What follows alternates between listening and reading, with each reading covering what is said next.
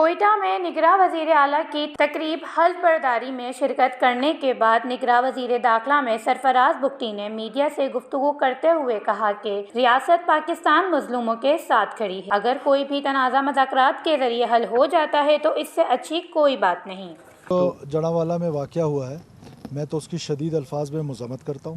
تو سب سے پہلے نواب اسلم ریسانی صاحب سے یہ گزارش ہوگی، عبداللہ لشکری ریسانی صاحب سے یہ گزارش ہوگی کہ انہوں نے انٹروین کیا تھا اس کو ٹرائبلی ریزولو کرنے کا، وہ اس پر مزید کردار ادا کریں اور ان کے کردار ادا کرنے سے یہ بہتر ہوگا۔ لیکن مین وائل 18 جون سے یہ سلسلہ شروع ہوا تھا، تو میں سمجھتا ہوں کہ دونوں فریقین کو 18 کی پوزیشن پہ جانا چاہیے اور قبائلی جرگہ کرنا چاہیے اور اس مسئلے کو اس طرح حل کرنا چاہیے۔ مزید رول بھی چاہے کیئر ٹیکر کا ہے، لیکن جب تک ہیں، چاہے 1 مہینے کے لیے ہوں، 3 مہینے کے لیے ہوں، ٹل دا لاسٹ مومنٹ ہم کام کرنے کے لیے آئے ہیں۔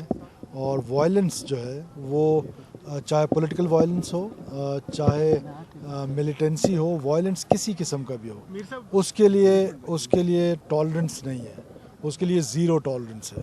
وائلنس کرنے کی اجازت کسی کو نہیں دی جا سکتی ہے۔ ہمارا کام، الیکشن کمیشن کا کام ہے شفاف الیکشن کرانا، ہمارا کام ہے ان کی معاونت کرنا۔